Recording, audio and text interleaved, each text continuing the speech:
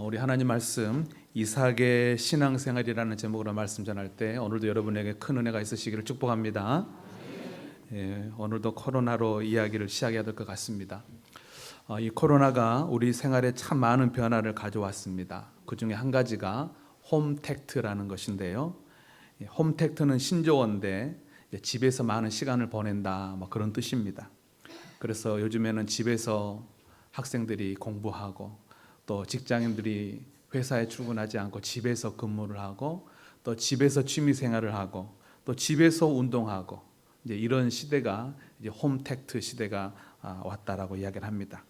그래서 한샘 가구에서는 또 발빠르게 사람들이 이제 집에서 생활을 많이 하니까 또 거기에 맞춰서 또 인테리어를 만들고 또 이렇게 발빠르게 움직이고 있는 것을 보게 됩니다.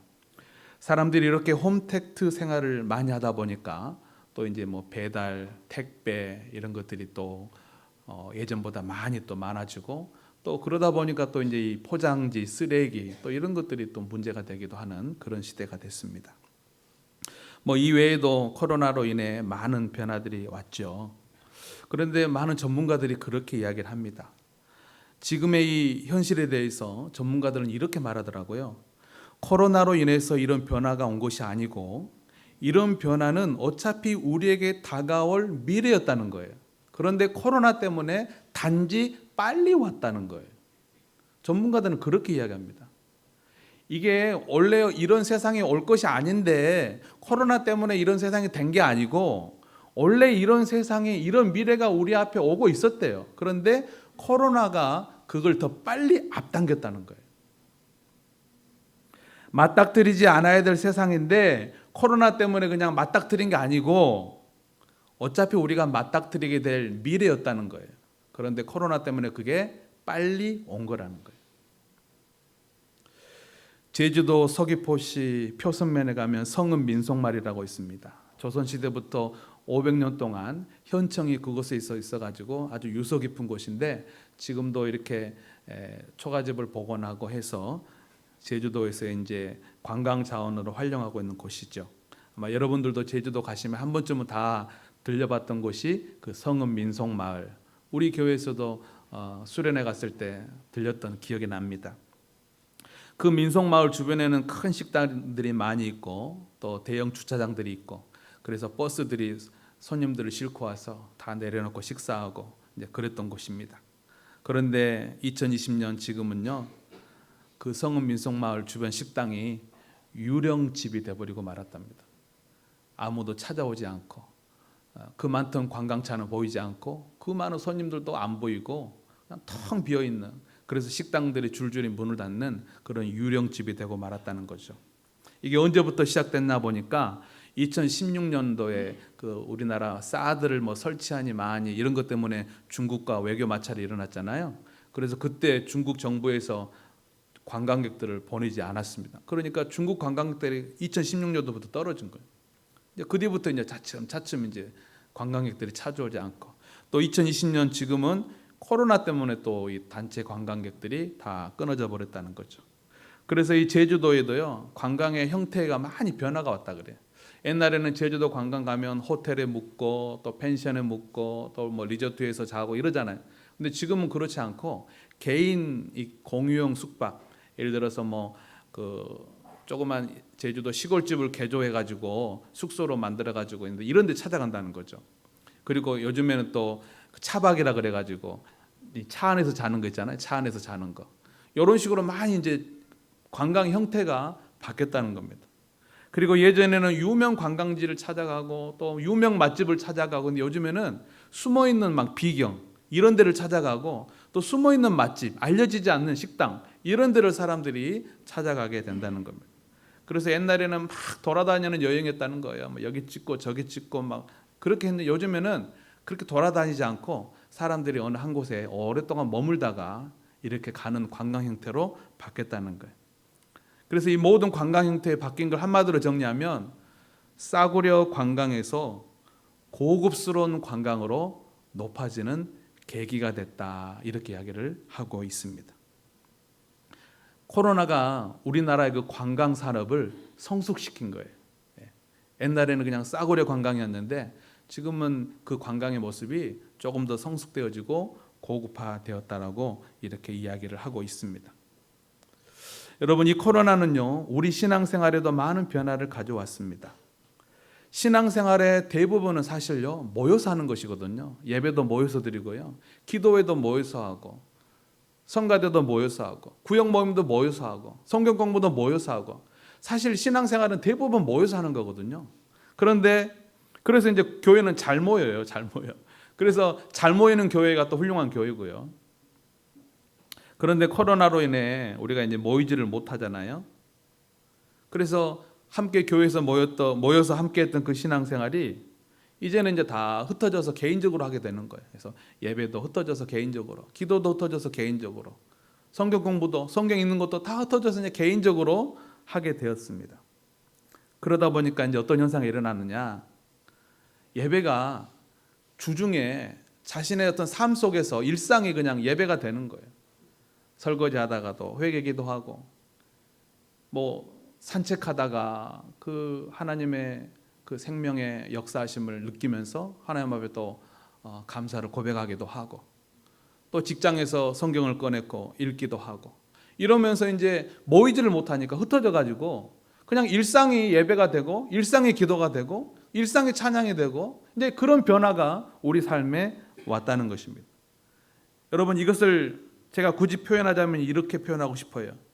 교회 의존형 집단 신앙에서 개인 성숙형 신앙생활로 바뀌게 됐다는 거예요. 교회 의존형 집단 신앙, 조금은 부정적인 이미지가 담겨 있죠. 늘 모여서 이렇게 예배하고, 모여서 성경 공부하고, 그걸 의존하는 거예요. 그런 신앙생활을 하다가 이제 코로나 때문에 못 모이게 되니까 어떻게 변화됐냐? 흩어져 가지고 이제 개인적인 신앙으로 이제 가게 됐는데, 개인 성숙형 신앙생활로 바뀌었다는 거예요. 개인 성숙형 신앙생활은 좀 긍정적인 느낌이 거기에 담겨 있지 않습니까? 여러분, 코로나로 인해 이렇게 된 게 아니고요, 어쩌면 우리 신앙생활도 그렇게 향하여 가고 있는 것이 당연한 것이에요. 그런데 코로나 때문에 좀 빨리 온 거예요. 한국 교회가 지금 130년 정도, 130년 조금 넘었습니다. 복음이 들어온 지, 우리나라에 선교사가 들어와서 한국 교회에 이렇게 시작된 지가 한 130년 정도 됐습니다. 짧은 역사죠. 저는 그 130년 역사 중에 어렸을 때부터 지금까지 신앙생활한 기간을 생각해 보면 한 3분의 1 정도 한국 교회 역사와 함께 했네요. 여러분 중에는 연세가 많으신 분은 60년, 70년 신앙생활 하신 분은 한국 교회 기독교 역사의 절반을 함께 하신 거예요. 그러고 보면 한국 교회 역사는 사실 짧은 거예요. 너무나 짧은 거죠. 한 사람이 거기에 절반을 했으니 정말 짧은 역사죠. 근데 그동안 한국 교회는 주특기가 뭐였냐면 잘 모이는 거였어요. 부흥회 때 모이고, 기도회 때도 모이고, 연합 집회 때도 모이고. 그러니까 우리 한국 교회 주특기는 모이는 거거든요. 모이는 거. 그러니까 워낙 잘 모이니까 또 어느 특정 정치 집단에서는 이 잘 모이는 교회를 손잡고 또 함께 하는 거예요. 왜? 워낙 잘 모이니까. 그런데 여러분, 한국 교회가 더 성숙하려면요, 그동안 우리가 이제 모여서 신앙생활 했잖아요. 그러면 이제는 흩어져서도 신앙생활을 잘해야 되는 그런 시대가 왔습니다. 모여서는 엄청 잘해. 그런데 흩어놨더니 신앙이 완전히 막 무너져 버리는 거예요. 모여서는 그렇게 기도하고, 모여서는 그렇게 예배 잘 드리고, 모여서는 그렇게 성경 공부 잘하고, 그런데 흩어놨어요. 그랬더니 예배도 엉망이 돼버리고, 기도 생활도 엉망이 돼버리고, 성경 읽는 것도 엉망이 돼버리고. 만약 그렇게 된다면 정말 이거는 미성숙한 신앙이라는 거예요. 성숙하지 못한 신앙이라는 거예요. 그동안 너무 교회 의존형 집단 신앙생활을 했다는 거예요. 그동안. 따라서 이번 코로나 때문에 우리가 신앙생활에 피해를 봤다. 그냥 모이지도 못하고 예배도 못 드리고 그냥 이렇게만 생각할 것이 아니라, 이 코로나 때문에 내 신앙생활이 더 성숙한 신앙생활로 나아가는 그런 기회가 되기를 축복합니다. 개인 성숙형 신앙생활이 뭘까? 집단 교회 의존형 집단 신앙생활이 아닌 개인 성숙형 신앙생활이 뭔가를 보여준 주인공이 오늘 본문에 나옵니다. 창세기 23장 63절, 오늘 우리가 한 절을 읽었습니다만은 다시 한번 읽어봅니다. 이삭이 저물 때에 들에 나가 묵상하다가 눈을 들어보매 낙타들이 오는지라. 오늘 본문의 주인공은 이삭인데요. 자, 이 63절을 제가 설명하기 위해서는 그 배경을 먼저 설명을 해드려야 될 것 같습니다. 아브라함이 늦둥이 아들 이삭이 이제 성장해서 신부감을 찾아서 결혼시킬 때가 왔습니다. 그때 이제 아브라함이 자기 아들 이삭을 이왕이면 내 옛날 고향에서 신부감을 찾고 싶은 마음이 있었어요. 그래서 자기 집에 일하던 많은 종들 중에 나이도 많고 책임자인 엘리에셀이라고 하는 종을 심부름을 시키는 거예요. 너는 내 옛날 고향에 가서 우리 아들 이삭 신부감을 좀 찾아가지고 와라. 그런 심부름을 시킵니다. 그래서 엘리에셀이 이제 낙타 10마리에다가 막 금은 보와 옷 온갖 폐물을 이제 싣고 이제 신부감 집에 이제 찾으려고 이제 낙타 10마리에 싣고 가는 거예요. 그래서 옛날 자기 주인 이제 아브라함의 고향에 딱 도착을 했어요. 그래서 이제 우물가에서 쉬면서 엘리에셀이 그렇게 기도하는 거예요. 하나님, 혹시 이 우물을 기르러 온 처자들이 많이 있을 텐데 제가 그 처자한테 물을 좀 달라 그러면 그 처자가 물을 주면서 당신의 가축에게도 내가 물을 먹이겠습니다. 그렇게 말하는 처자가 있으면 그 처자가 우리 주인의 아들 이삭의 신부감인 줄 제가 알겠습니다. 그렇게 이제 기도를 하는 거예요. 그렇게 만나게 해달라고. 그런데 아니나 다를까 많은 처자들이 나오는데 한 처자한테 물을 좀 달라 그러니까 그 세상에 그 처자가 당신의 가축에게도 제가 물을 드려도 될까요? 그러는 거예요. 이 여자가 하나님이 우리 주인님 아들에게 이삭에게 맺어주시는 배우자구나. 그러고 이제 그 처자를 따라서 이제 그 집으로 찾아가는 거예요. 그러면서 이제 자초지정을 이야기하죠. 우리 주인은 아브라함이고 옛날 여기가 고향이고 뭐 아들을 위해서 신부감을 찾으러 왔다 이런 이야기를 쭉 하는 거예요. 그리고 이렇게 극적으로 만났다 당신의 딸을. 그러니까 이제 리브가의 부모도 이야기를 가만 들어보니까 이건 하나님의 섭리인 거예요. 그리고 또 리브가도 시집갈 때가 됐고 그래가지고 이제 이삭한테 시집을 보내야 되겠다. 이제 그런 마음을 갖게 된 거죠. 또 리브가의 오빠들도 그렇고 이야기를 가만 들어보니까. 그리고는 이제 또 리브가의 아버지는 이제 딸을 시집 보내야 되니까 섭섭하잖아요. 그래서 한 10일 정도 좀 같이 있다가 마지막인데 그리고 보내겠습니다. 그러니까 이 엘리에셀은 지금 신부감을 찾았잖아요. 그러니까 뭐 빨리 가고 싶은 거예요. 주인님한테 빨리 가가지고 아브라함에게 며느리감 찾았다고 막 자랑도 하고 싶고 그러고 싶겠죠. 그러니까 가겠다는 거예요. 근데 부모 입장에서는 오빠들 입장에서는 이제 우리 동생 여동생 또 딸 시집가면은 못 만나잖아요. 좀 한 10일이라도 좀 더 있다가 보내길 원하는. 그래서 이제 리브가를 불렀어요. 리브가 네가 당사자니까 너 어떡할래? 그랬더니 리브가가 뭐라고 대답하냐면 지금 가겠습니다. 우리 교회 여자 청년들 한번 따라합니다.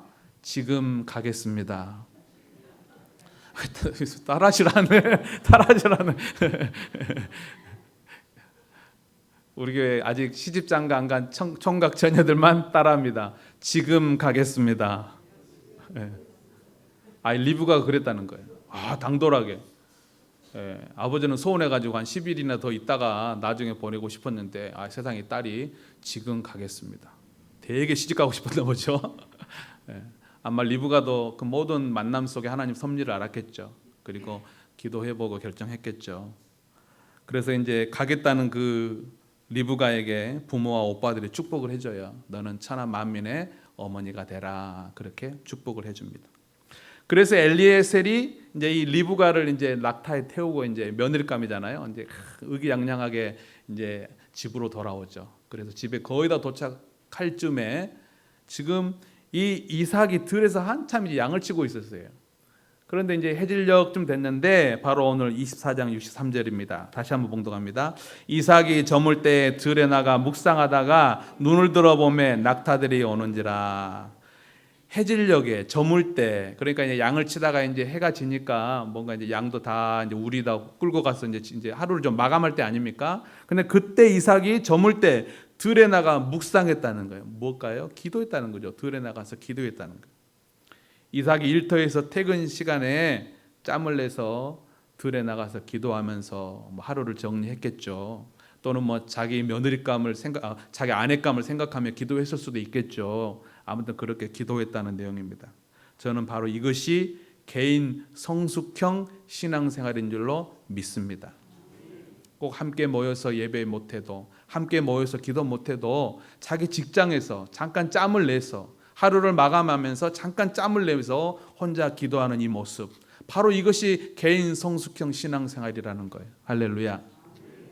여러분, 나의 일상 속에서 하나님과 끊임없이 소통하는 이런 신앙생활을 우리가 할 수 있어야 될 줄로 믿습니다.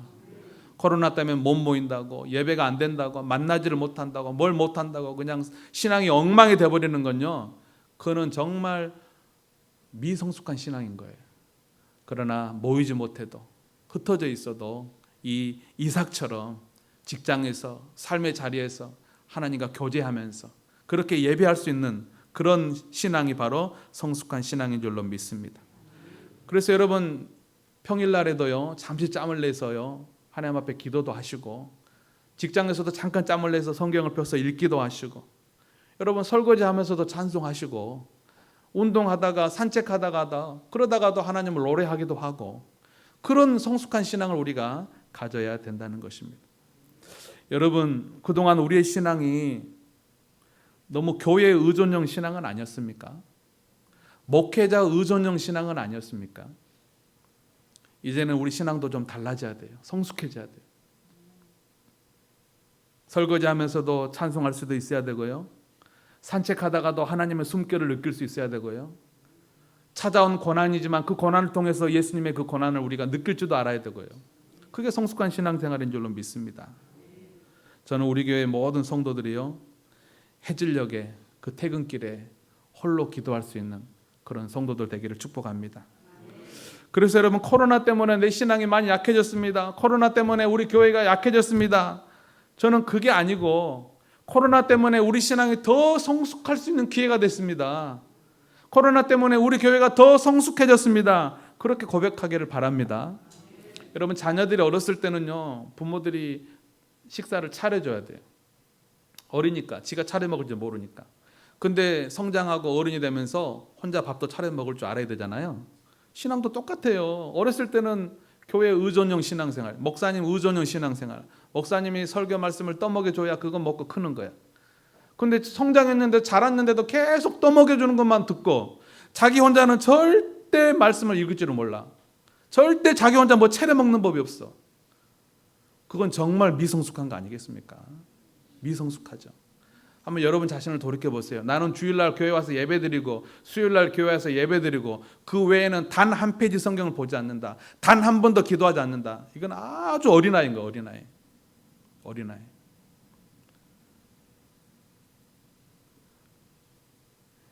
연말에 이제 석 달밖에 남지 않았는데요, 연말에 이제 우리는 스스로한테 물어야 되는 거예요. 올해 1년이 갔는데, 코로나 때문에 참 비정상적인 1년이 갔는데 올해 당신의 신앙생활은 어떠했습니까? 라고 스스로에게 물었을 때 올해는 엉망이었습니다. 뭐 예배도 뭐 제대로 안 되고 뭣도 안 되고 엉망이었습니다 라고 스스로 대답한다면 그 사람은 미성숙한 신앙이죠.